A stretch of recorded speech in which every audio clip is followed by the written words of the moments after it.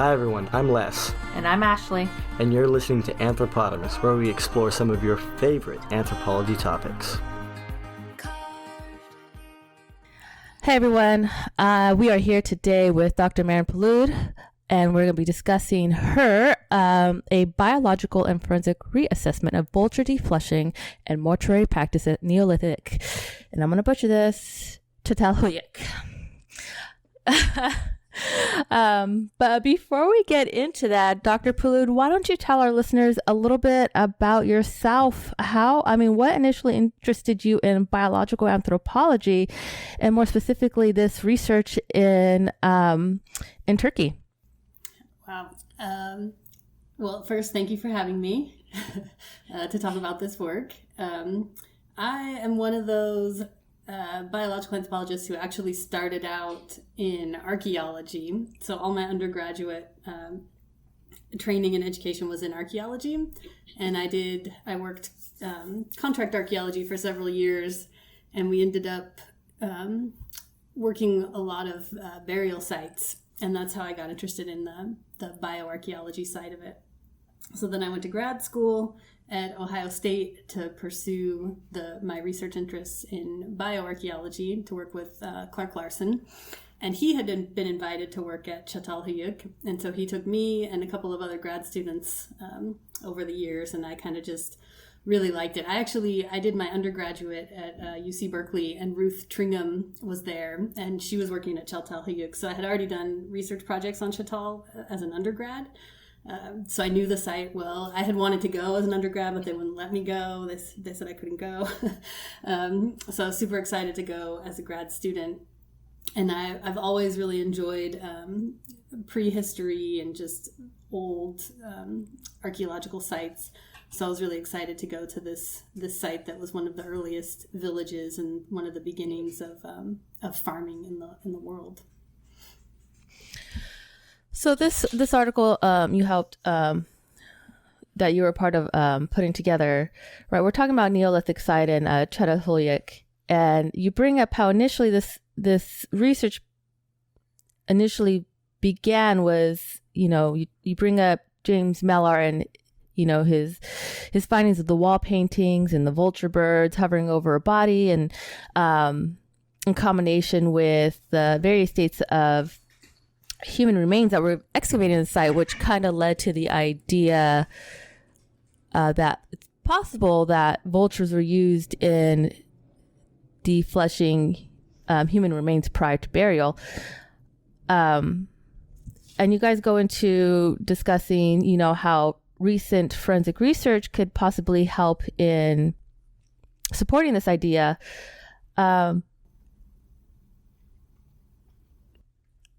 So, sorry, trying to transition into this question. So I'm going into this.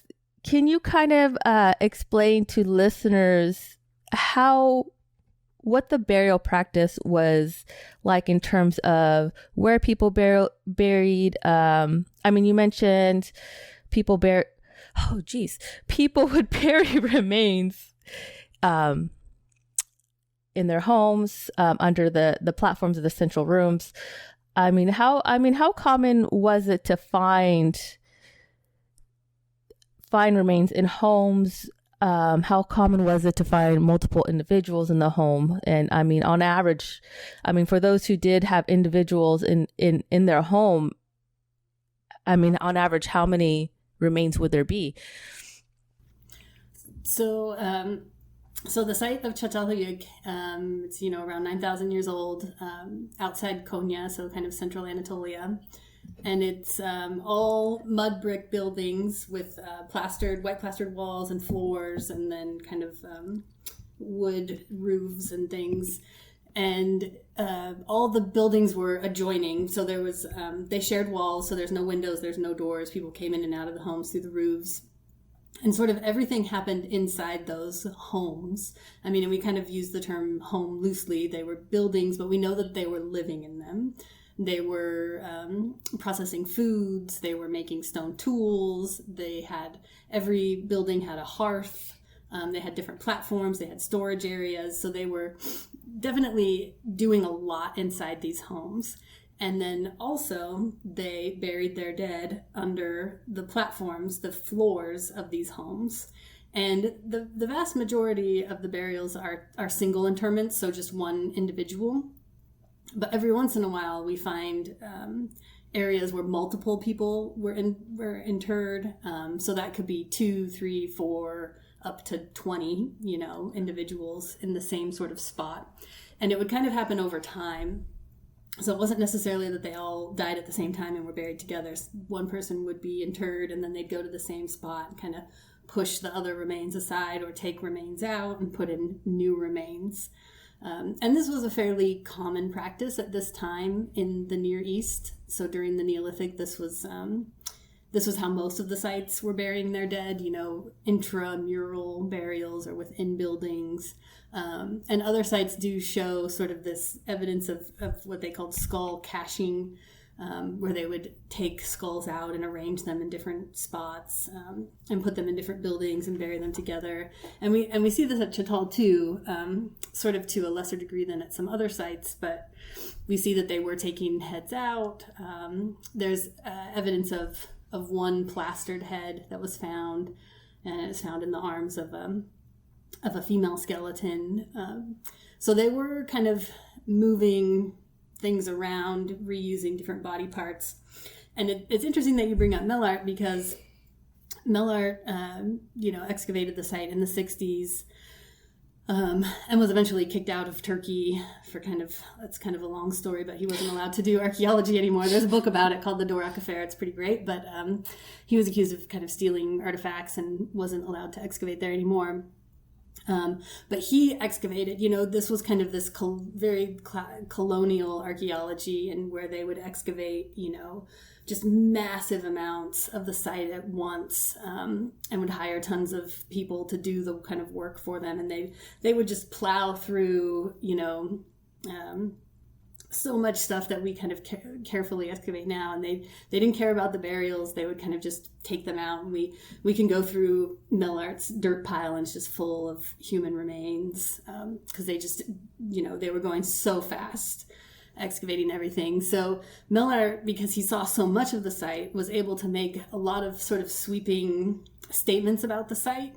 And one of them was that he thought that there was vulture defleshing before the bodies were buried. And so, you come back in the 90s and you do your scientific excavations and you think, oh, what they did in the 60s, that was like not how we do archaeology today. So kind of there was this maybe a little bit of a backlash to some of the ideas that Melart had, which included this idea of vulture defleshing.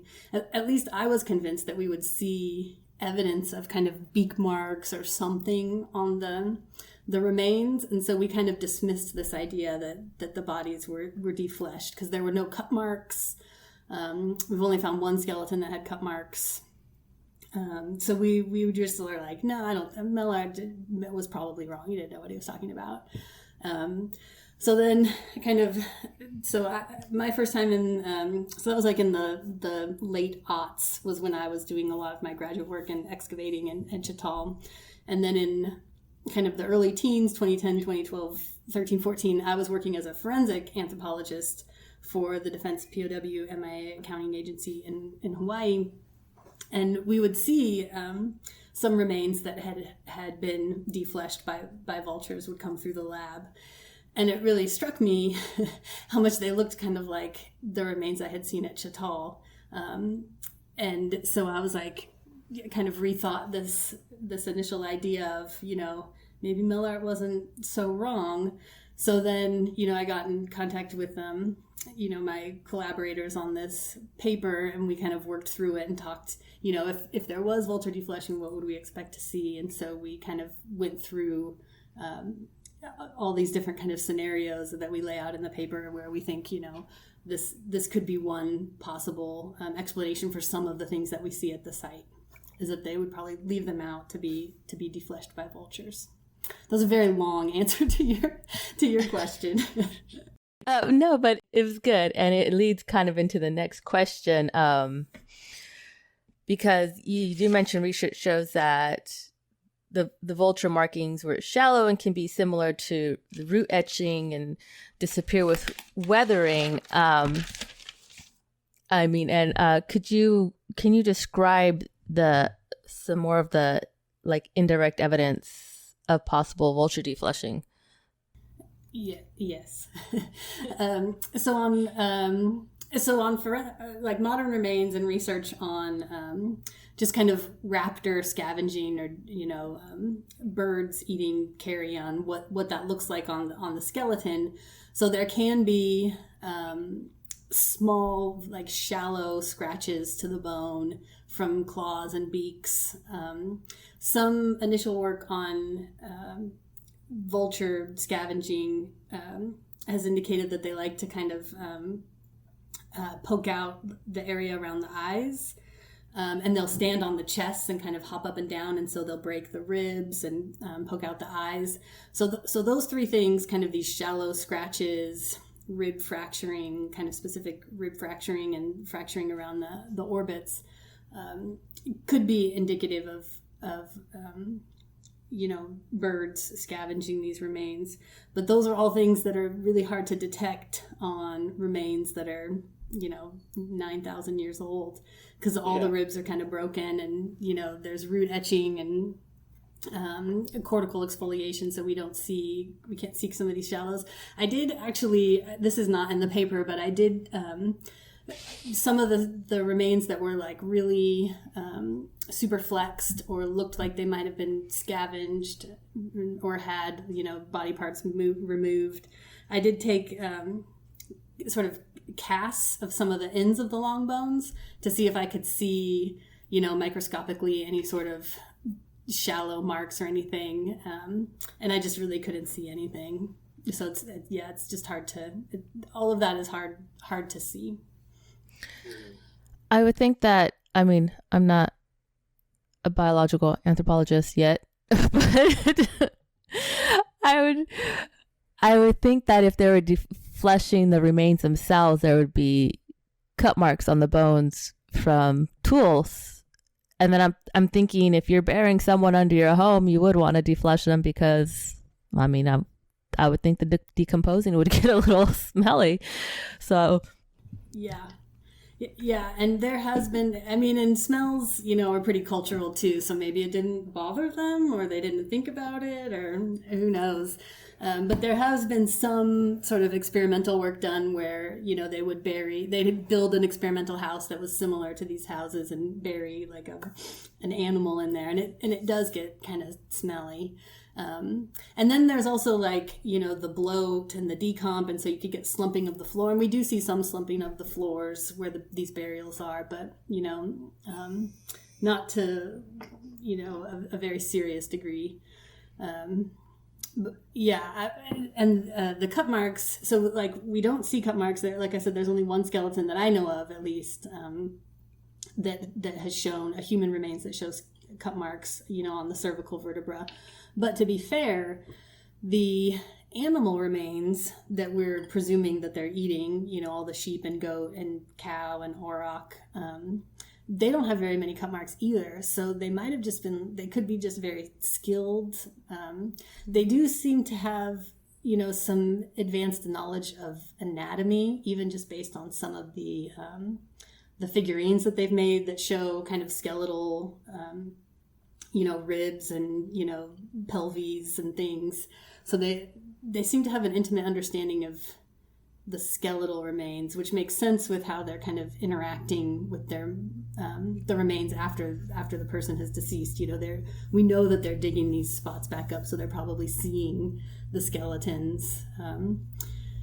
But if they were heavily defleshing the bones, I would expect to see something, some more sort of evidence, which is kind of leads me back a little bit to this idea that vultures were doing some of the work for them. Right. Actually, that's very interesting that you say that. It brings me to a question that I had, and I think you actually covered some of it in one of the earlier questions, but intermural burying. I hope I'm saying burial. I hope I'm saying that right. So when we say that, when I was reading it, I hadn't really heard the word before, so I looked it up, and I'm like, okay, buried in inside the house in walls, and it made me think of like those old Indiana Jones movies. You're seeing the skulls built into walls and stuff like that, and the skull caches in particular. It makes me think that there was definitely a lot of interest in their physiology, right, and in particular the anatomy of the skeleton. Mm-hmm. Yeah, and it's just a different way of thinking about death in a sense, and how kind of that person's corporeal remains, still have a function Yeah, throughout. still have value. Yeah, and they're still, and like I said, we know that they're still using. There's the one plastered skull. It's a cranium and a mandible, and they plastered it, fashioned a plaster nose, painted it red with either ochre or cinnabar. There's recently some of my colleagues who were on this paper also published a paper of a human tooth that was worn as a necklace. So they put a hole in it, and you could see all the wear in that kind of that puncture hole. So they were adorning themselves with human remains, or at least a tooth. So it's just, a very different sort of approach and understanding to death and, the human body. Oh, yeah, absolutely. I mean, coming from an American culture, that, personally, obviously, I've done the reading and I've looked into it a little bit, but even for somebody coming from an anthropological background, it seems very very different. I'll put it that way, from the way we treat our own dead. Yeah, and it's even like in working on this, there are other cultures that do kind of the vulture scavenging prior to interment. So it wasn't totally. I mean, it's still kind of a practice that's around today. So it's I mean, that's part of what's so great about anthropology, I guess, is you get to learn all sorts of different ways of being and thinking, and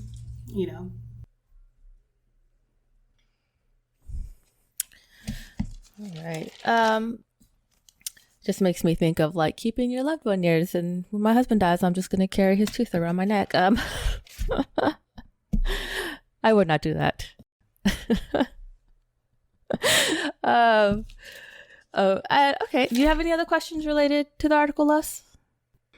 Well, actually, I did, but Pilloud, you actually answered most of them as you were answering Ashley's questions. I definitely enjoyed your stories, and you went thoroughly over a lot of the questions that I had.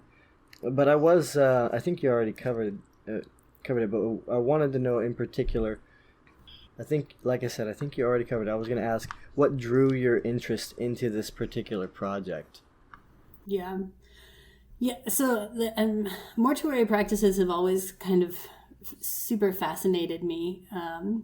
It's just so interesting how people grieve, I guess, and also how, like I've said, how they choose to interact with the bodies. And mortuary practices are the kind of the one thing that's done to the dead, but it's clearly for the living. So it's an interesting insight into the living, really, and how they view death, and how that kind of changes over time. When did we very first start, as a human species, as anatomically modern humans, when did we start burying our dead, or putting grave goods in there, or treating the remains before they were interred? And all of that is so fascinating to me as we just kind of change how we interact with our landscape and with each other, and as cultures change, and we're farming and building houses, and that's all it's all part of it. The mortuary practices are a piece of that shows like kind of this really interesting insight into worldviews and social structures, and There's so much you can glean from just how people bury their dead. So that's like always been really, really interesting to me. And then just, this project or this research too kind of brings together lots of different pieces of where people are buried, how they're buried. And then we bring in the vulture iconography, so the paintings on the walls. There's, a vulture claw was found on site, so there's vulture remains on site, but not a lot, but there's some. So we're bringing in, faunal remains, art, mortuary practice, and then taphonomy and forensic anthropology. And so all of these things are coming together to kind of try to answer this one question. And I think that's also kind of really exciting to me, is just this idea of, interdisciplinary research and just kind of looking at lots of pieces of the puzzle to try and answer this question. And I think that too, there's bioarchaeology and forensic anthropology have a lot to learn from each other. And hopefully this article kind of shows that hopefully we've been able to successfully integrate those two to try to, get to these mortuary practices from thousands of years ago. Oh yeah. One of the best parts about, anthropology that I've noticed is that we do have so many different disciplines that we can draw upon to actually try and glean information. It's for those of us who really have a wide variety of interests, it just puts a lot on the table. Mm-hmm. Yeah, and that's something that I think anthropologists are well positioned to do too, is kind of say, oh, I know something about chemistry, but I know I'm not an expert in chemistry, so I'm gonna, try and talk to this chemist or this geologist or somebody else and try to bring in different experts to try and solve a problem. Mm-hmm. So this article came out a couple years ago. Since you guys released this, has there been any more vulture research that could add on to this? Not a ton. And I've been trying to keep an eye on it, but not too much. I think some of the research at some of these decomp facilities has kind of gone sort of a different direction. So yeah, not a ton. But I should give it another look, see what else is going on out there. And some of it too has looked at kind of how vultures could spread remains too, and so that's something else to try and help find surface scatter and things, and that's not something we see at Chital. So it's it's very specific what's happening at Chital. It's like clearly somebody had to be watching the remains to make sure that as soon as they were basically defleshed, they would gather them up so that the vultures wouldn't move them around or anything. So there's kind of different research questions for the forensic world then. That was actually a question that I forgot to ask. Just the fact that were the skeletons mostly complete, and if so, does that mean that somebody had to be observing the process? Yeah, I think so. The skeletons are mostly complete. All the hands and feet, the small little hand and feet bones are all there, and you see that with scavenged remains. That kind of desiccated soft tissue will still hold a lot of those small bones together. So it's possible for all of that to happen, but they do need to be kind of watched. And there is actually, I think, there's a figure in the paper. I think I have it pulled up. It's figure 6. It's it's from Mellart's 1967 book. And it's a man who has two vulture, or a person, a human figure, I guess. And there's two vultures, one on either side. And this human figurine also has a headless body next to them. And the figurine is holding what looks like a lasso. And initially, Mellart had interpreted that as the lasso was kind of like a sling that they would kind of, swing around in a circle to call the vultures. So this was interpreted as they were calling the vultures in to deflesh this body that they would kind of monitor over time. And then once the body was generally defleshed, they would gather it up and then bury it. And then I think that they would take the heads off then before they buried them. And that's what this painting is kind of showing, is there's, the two vultures, one person calling the vultures, and then there's a headless body next right there too. So based on, and I talk about it a little bit in the paper, but based on, the size of the graves, the articulation of the spine, it looks like the heads at least are being removed prior to interment. So I think that that's much easier to do once most of the flesh has been taken off. Yeah. I'm just getting this image of this poor guy having to stand next to these corpses and having to shoo away vultures when they've had enough. Go away now. You've had your fill. I got the opposite image. I when we were talking, I was thinking, like, is this like a group event? Do we have a group of people watching, maybe the close family members, all observing this as maybe a part of their bereavement ritual? Yeah, and that is hard to know. Yeah, obviously, but that was what crossed my mind there. Yeah.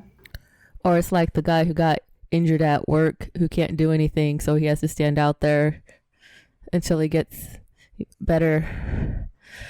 I don't know. So Dr. Pilloud, what projects are you currently working on? Oof. Well, I am working with, so part of my dissertation research at Chatal was looking at mortuary practice, essentially, but looking at kind of using teeth as a proxy for DNA to identify related individuals, to see if people who were buried together were biologically related. And so at the time, I had argued that they weren't biologically related because they weren't, their skeletons weren't very similar, at least their teeth weren't very similar, of people who were buried together or even near each other. So right now I've been working with a huge team of researchers and archaeologists from across Europe and Turkey. And we're extending kind of through a bunch of different Neolithic sites and looking at ancient DNA data to kind of look at the same sorts of things, to see if people who were buried together in various Central Anatolian Neolithic sites and into Barcın, which is kind of outside Istanbul, if they are related. And it looks like they're not. Same as kind of what I found. The earlier sites, there's more biological relatedness in individuals who were buried together. And then once you get to kind of Chatal and the later Neolithic sites, there's less biological relationships amongst individuals buried together. So we're just continuing that work. I'm working with Mehmet Somel at Middle Eastern Technical University and his research team.